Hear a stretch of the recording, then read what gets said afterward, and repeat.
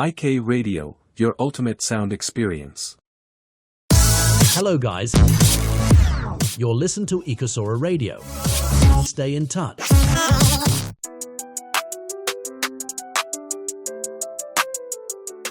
Yes, nizere ko rero mumeze neza ahantu hose mugiye muherereye mu bice bitandukanye by'isi, mubwira ko amasangaya uri kwiyumvira Ikosora Radio kandi twinjiye mu kiganiro impano idasanzwe. Ikiganiro impano idasanzwe ugikurikirana kuri Ikosora Radio online, ushobora kudusanga ku rubuga rwa YouTube aho wandikamo Ikosora Radio, cyangwa se ukifashisha Chrome ukadukurikira live aho wandikamo Ikosora Radio, ukabona imirongo myinshi igenda yumvikaniraho radio zikorera online.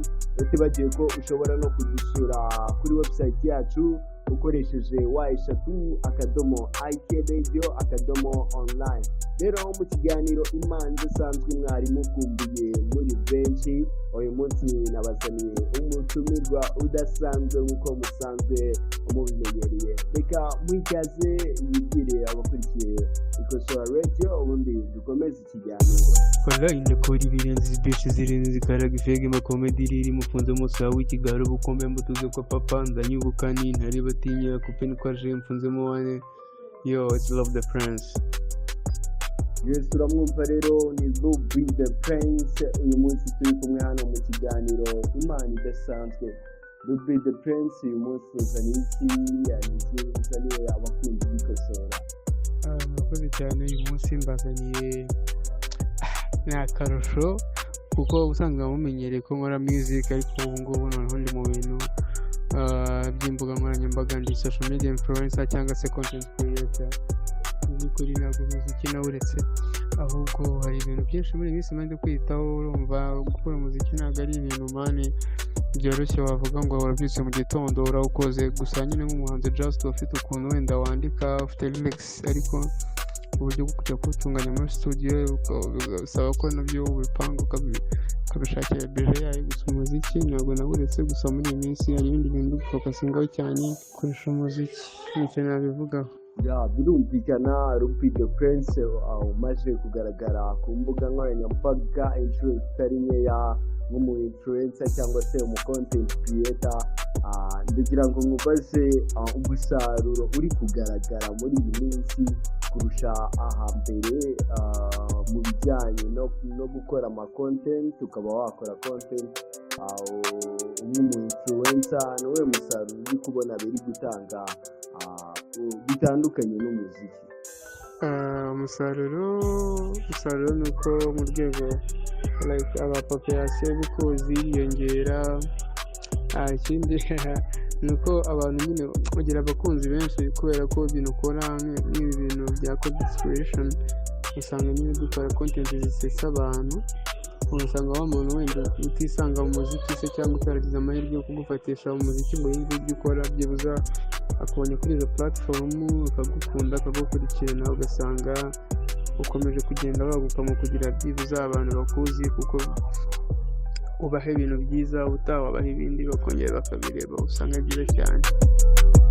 Wenda rero tutishishije amatsiko abakunzi b'Ikosora, reka tubanze twumve indirimbo Soweto ya DePrince ari kumwe na Prince ndetse na Ndetse. Ubundi turagaruka mu kanya gatoya dukomeza tuganira byinshi na Prince. Turi kumwe hano mu kiganiro impano idasanzwe. Reka twumve indirimbo naho mu kanya gatoya.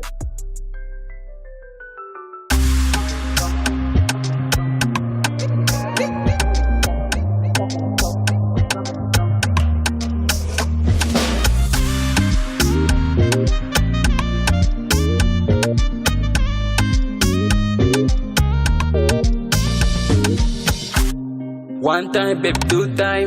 Bad man, Jenny, kongenda. Nabyo gutinda mu mayira. Kuko nkogoswe walayi nasigara no mu marira.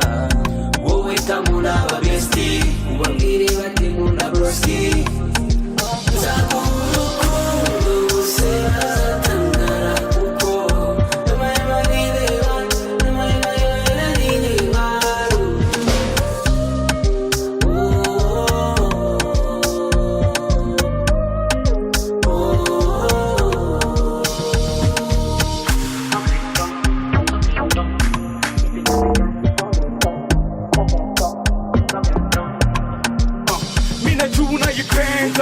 urayitaka pia ukiyibura gato n'ugutamarira nanjye narahiriye kudahangayika uri marayika ni wowe umurika wankuye icyapa mugakora umpata umwenge buri munsi ntujya ungora ishumi zirasara demo nikosora navuye mihandi ninja ziducora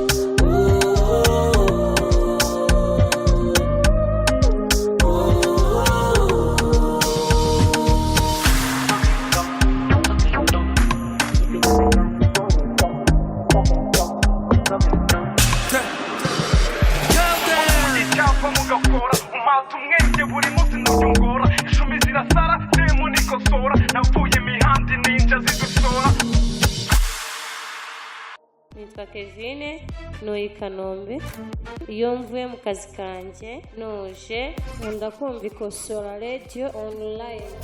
Welcome to IK Radio. Indirimbo rero umaje kumva ni ya DePrince akaba ari nawe turi kumwe mu kiganiro Imana idasanzwe.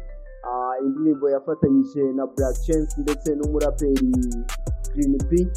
Indirimbo nyeka ko yabafashije kumererwa neza ahantu hose. Mubwira ko rero ikiganiro ukiri kumva cyo ni impano idasanzwe tukaba turi kumwe na DePrince. DePrince nyuma yuko ushyize iyi ndirimbo hanze imwe mu ndirimbo zawe zakunzwe abakunzi bawe nta bindi bihangano baba bari kugusaba cyangwa baba bari kukubwira courage mu bino bimeze gute baba bakubwira ibiki nabaye mayite aturuka ku bakunzi bawe nyuma yuko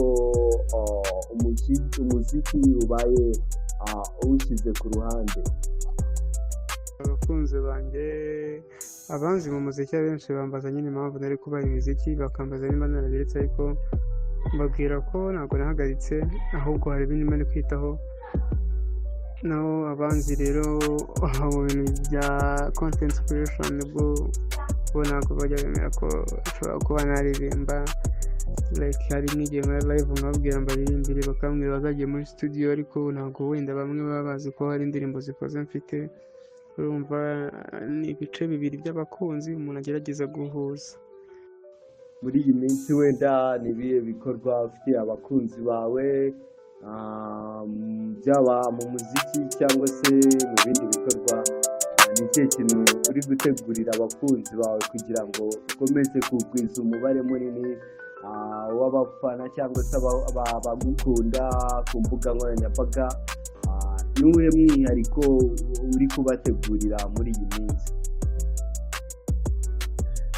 bamenye ko ndi kubategura video nyinshi zo kuri TikTok ikindi bari basanzwe ndaranze muri content zo kwigira n'abakobwa se cyangwa se byo wenda benshi bazi cyangwa se bitamo abagay gusa muri iyi minsi babitege mu ishusho nshya kuko ngiye gukora content nyinshi aho ndi gukora content ndi umunyamurenge mbese hari na content ndi gukora ugasanga ndi gukina role zigera muri 5 ndi umwe aba byose nuko byitega buri munsi mba ngerageza gushaka ikintu cyaba gishya kuri bo kandi kikabanezeza ibyo bazabona byose ndakeka bazabyishimira. Icyo gihe nabwira abakunzi bawe cyangwa se abagukurikira bitegure yuko bitubwiye ibintu byinshi cyane kandi bizera ko kabisa ugiye kubishyiramo imbaraga nyinshi cyane ndetse n'umuhate kugira ngo abakunzi bawe barusheho kwishima. Ruby DePrince, ndagira ngo utuganirize imbogamizi n'izihe mbogamizi ugenda uhura nazo muri ibi bikorwa byawe, dore ko hari byinshi ubusabwa, hari byinshi uba ukeneye kugira ngo ibintu byawe bibe biri ku rwego rwo hejuru. N'izihe mbogamizi ugenda uhura nazo muri makeya? Imbogamizi ntabwo zabura muri ubu buzima.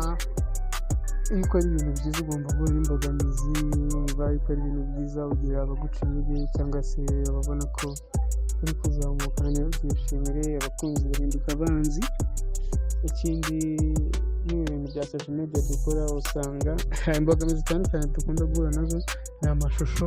Hari ukuntu tuba dukeneye telefone se zifata amashusho meza, kuko kenshi dukoresha amatelefone, ugasanga nimba uyu munsi na uploadinze amashusho meza afite quality nziza, ejo nushyiraho afite quality mbi, ntabwo video ishobora kugenda neza nka ya yindi. Urumva bari imbogamizi, amashusho ntabwo agaragara neza, so tugasanga se koze video nziza witeze ko izarebwa ariko wenda bihereka gutenguha video ntirebwe.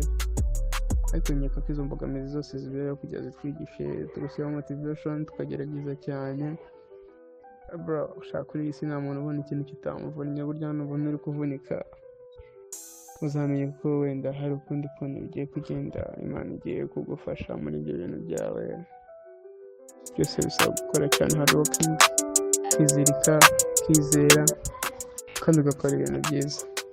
Ni ibintu byumvikana, ariko bizera ko uko iminsi izagenda itambuka n'igihe na experience n'ibintu byinshi cyane, ibintu bizagenda bimera neza cyane.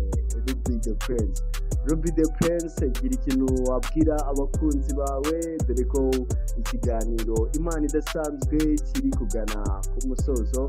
Nagusaba ko wagira icyo wasaba abakunzi bawe ndetse n'abagukurikirana muri rusange, kandi ukababwira ahantu bakubona cyangwa se imbuga nkoranyambaga zawe ukoresha zose kugira ngo bazajye babana nawe umunsi ku munsi. Murakoze cyane. Abakunzi banjye nabasaba bakomeze barebe video nkora, nimba wenda harimo izo nakoze bakabona atari nziza babyandike muri comment babimbwire. Nibabona bazikunze batange likes, basharinge, batere comment nziza nimba ari byiza koko. Ikindi kintu cyane nababwira no kwitabira kureba video tubaha, kuko muri iyi minsi ntabwo turi kubona ubwitange bwabo cyangwa se ubwitabire. Nimba hari ikibazo cya megabyte ntabwo mbizi. Kuri party y'umuziki ndababwira ko muri iyi minsi nabwo ngiye kubaha indi ndirimbo nshya, ntabwo ndajyana muri studio ariko turi kubitegura ngira umuproducer wanjye.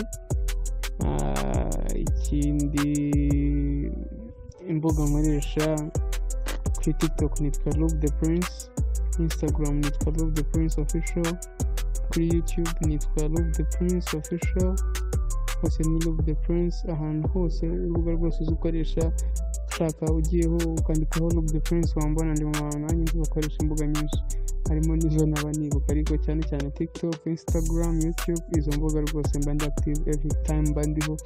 Akazi kacu ruvana online, dusigaye dukorera online. Rero nshimira buri umwe wari ubanye natwe mu kiganiro Imana Idasanzwe, kandi mbabwira ngo mukurikire Ruby DePrince everywhere ku mbuga nkoranyambaga zose, kuri platform akoresha. Mumushyigikire, mumwereke urukundo, mumugaragarize ko hari icyo ashoboye. Rero mubwira ko wari uri kumva Ikosora Radio, naho njyewe twabanaga ni Uzmaride. Mbabwira ngo mukomeze kumererwa neza cyane. Wakoze cyane Ruby DePrince kubana natwe.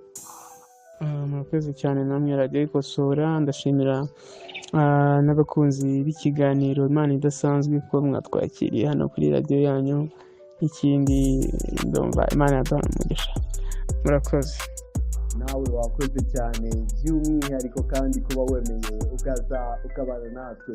rero nkubwira ko ushobora gukomeza gukurikira Ikosora Radio wifashishije website yacu ni @ikradio.online.